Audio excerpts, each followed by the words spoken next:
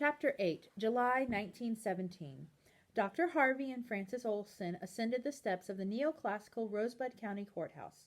They had come to discuss school vaccination and quarantine policies with one of the county commissioners. The courthouse had a copper dome atop an octagonal tower and had opened in 1914 near Main Street at the east end of town.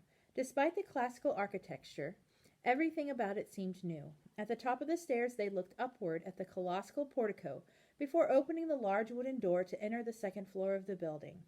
Before going to the commissioner's offices on the second floor, they continued up a magnificent stairway to the third floor, where the courtroom and judges' chambers were located. On the third floor they gazed up at the rotunda, which was circled by marble columns and topped by a wheel with spokes and colorful stained glass. Below the glass were 4 murals with biblical scenes emphasizing obedience, reverence, justice, and defense of liberty. In the latter mural, a sturdy female figure held a sword in her right hand and the U.S. flag across her left arm. After viewing the third floor, they descended again to the second. Some declarations from the 4th of July were still posted, even though the celebration had occurred nearly 3 weeks before. That year, the celebration had been bigger and more boisterous than ever. A parade had begun at the west end of Main Street and progressed through town, with some participants carrying banners excluding patriotic fervor. There were also smaller signs displaying mistrust of Germans. By the time all of the parade participants and many of the townspeople had cheered, the parade had reached the courthouse lawn. The assembled crowd consisted of more than 300 people. Speeches by elected officials were followed by the largest yet fireworks display for Forsyth. On the second floor were offices of the county registrar, the county clerk, and the county commissioners. When they entered the door to the commissioner's office, a commissioner greeted them with a deep, authoritative voice. "Welcome. Please have a seat," he said, motioning towards a large table surrounded by 8 chairs. "I have been looking forward to talking with you." Frances Olson said, "Thank you for meeting with us. We'd like to discuss an issue important to the health of students in the county in preparation for convening school again in a few weeks." "Well, this will be an interesting change from tax assessment, road, and bridge topics that have been dominating our meeting agendas," replied the commissioner. "It looks like the dammed river has finally receded so the bridge work can get underway. What should we be doing for the health of students?" "Dr. Harvey and I have reviewed our current vaccination and quarantine policies and have recommendations for your consideration," said Frances. "Perhaps Dr. Harvey could begin our presentation." "Of course, it's a pleasure to see you again, Doctor," said the commissioner, now seated in a chair across the table from them. "It is always a pleasure to talk with you, Commissioner," replied Dr. Harvey.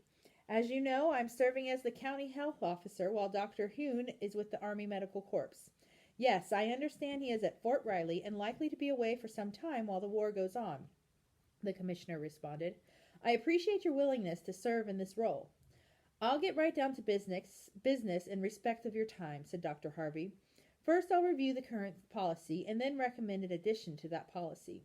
The commissioner nodded and motioned towards a pitcher of water and glasses to ask if his guest would like something to drink. Dr. Harvey continued. "The purpose of communicable disease rules is to prevent or limit the spread of communicable diseases. With respect to schools in the county, the current rules require isolation and exclusion from school of those students with certain communicable diseases, including whooping cough, poliomyelitis, and epidemic spinal meningitis. The rules do not allow exclusion from school of any students who are not ill but have been exposed to certain communicable diseases. This practice is called quarantine and has been used for centuries to control disease spread. For one communicable disease, smallpox, there is a vaccine to prevent the disease. The current rules encourage but do not require this vaccination for students to attend school. As you likely know, several cases of smallpox occurred in school-aged children during the spring. The ill students were excluded from school and isolated at their homes. However, the students who were not ill but had not been vaccinated were not automatically excluded or quarantined from school. While we do not know the exact number of unvaccinated students, we do know at least 5 unvaccinated students were exposed to ill students at school before the ill students were isolated. At least one of the smallpox cases this spring was an unvaccinated student who had been exposed to the disease at school. This brings me to the recommended action to the current disease control rules. We recommend for control of smallpox that the rules should include 2 new sections. First, when an unvaccinated student is known to be exposed to a person with smallpox, the unvaccinated student must be excluded from school for 14 days from the date of last exposure to a case of smallpox. And second, in order to attend school in Rosebud County, a student must be vaccinated with smallpox vaccine. He concluded by asking, "Do you have any questions?" "Well, yes, I do have questions about such a policy," the commissioner said forcefully. Francis had warned Dr. Harvey that this commissioner is often rallied against regulations and rules. He seldom missed an opportunity to criticize the federal income tax established, he would say, perpetrated in 1913. He had faced an election challenger who had argued the commissioner himself had become a perpetrator of rules and regulations. Francis felt if this commissioner could be persuaded to support a new vaccination policy, the other commissioners would probably agree too. "Thank you for the clear presentation. However, if a new rule requires the use of quarantine in the situation you described, why also require vaccination? Is it necessary to require vaccination when the authority to use quarantine exists?" "Thank you for this important question," responded Dr. Harvey. "If I were to recommend to school officials to identify unvaccinated students who had had contact with smallpox, some practical issues could delay quarantine steps. First, school records of vaccination status are not now complete, so identifying unvaccinated students would become time-consuming. Second, the absence of a vaccination scar does not always mean that a child is unvaccinated, so it would be necessary to contact the student's parents. Third, and probably most challenging, when school officials advise a parent their child is not allowed to attend schools unless vaccinated, some parents would object because vaccination is counter to their religious beliefs." He looked at Francis and asked, "Would you like to say more?" "We would have problems trying to follow the quarantine recommendations," she said. "Even if we explain the choice between getting vaccinated to stay in school or staying away from school for 14 days if not vaccinated, some parents would object strongly to having their child denied school entry." After a brief pause, she continued, "Of course, we would do our best to enforce the rule if there was one."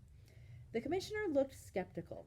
"If the rule were expanded as you are recommending, would the vaccination and quarantine requirements apply to teachers and other adults at the school too?" Dr. Harvey answered, "That's a good question. The recommendation should be clarified to include quarantine for unvaccinated adult workers at schools and perhaps vaccination or well-documented history of having had smallpox should be a requirement for hiring a teacher or other school worker." Turning to Francis, he asked, "Would that be a problem for hiring?" "No, I think that requirement could be instituted." The commissioner asked, "Are there vaccines for other communicable diseases other than smallpox? And if so, should those vaccines also be required?" Dr. Harvey replied, "Much effort has gone into trying to develop effective vaccines. However, at this time, the only disease with potential to spread widely in school children for which a vaccine is available is smallpox." The commissioner asked another question. "Can the government require vaccination of children to attend school? Is this legal?" Francis replied, "Yes, Commissioner. Massachusetts established a smallpox vaccination requirement for school entry many years ago. One man's challenge to the vaccination requirement in that state went all the way to the U.S. Supreme Court. The court upheld the authority of a state to enforce compulsory vaccination laws." The commissioner then asked, "What do we say to parents who object to having what they consider to be unnatural substances put into their children? And what about vaccines causing children to become sick?" Dr. Harvey took a deep breath before beginning his response. "Smallpox has existed for centuries and caused enormous suffering and death. It is part of the natural world and needs to be controlled.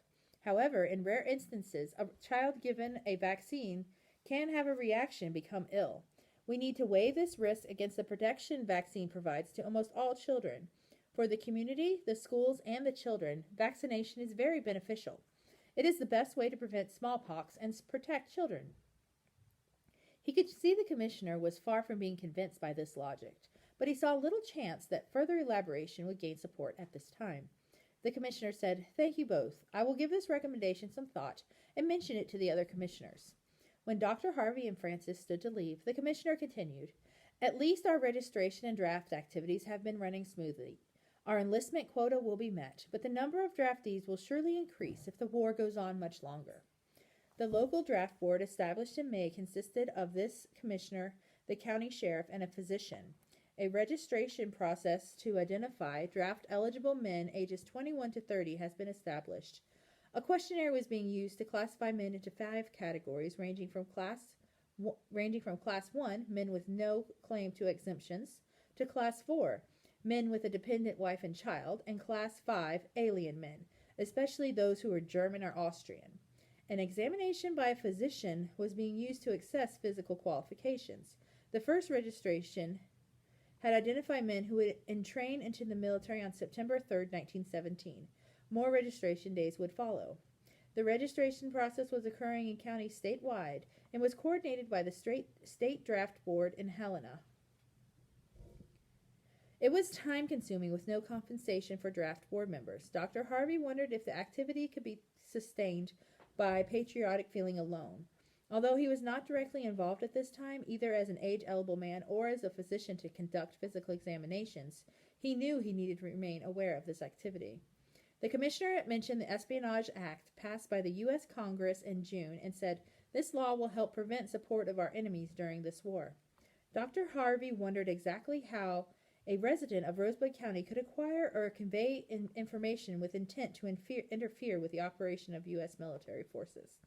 He thought an action to obstruct recruiting or enlistment into the military seemed quite unlikely in a rural area like this, but replied, "It will be important to remain vigilant." The commissioner concluded, "If there are traitors here in Rosebud County, we will identify them. It's part of our duty to defend liberty, just like Lady Liberty in the picture outside the courtroom upstairs. Thank you for bringing the vaccination and quarantine issue to my attention." After Dr. Harvey and Frances left the courthouse, she said she did not think the commissioner was likely to pursue a revised quarantine policy. She said, "I am going home to have some supper." The mention of supper reminded him he was hungry. He knew a trip to the cafe would overcome this problem. However, he was troubled by thoughts of other problems much likely to be so readily resolved. He knew the current policy for controlling smallpox among students could be improved, although it did not seem likely this would be achieved easily. He was also dismayed by the emphasis the commissioner placed on identifying traitors, the same emphasis he had heard expressed by several townspeople in recent weeks. The intensity of the feelings about the alleged danger posed by neighbors who happened to be from Germany was especially troubling. He knew there was no vaccine to help control this.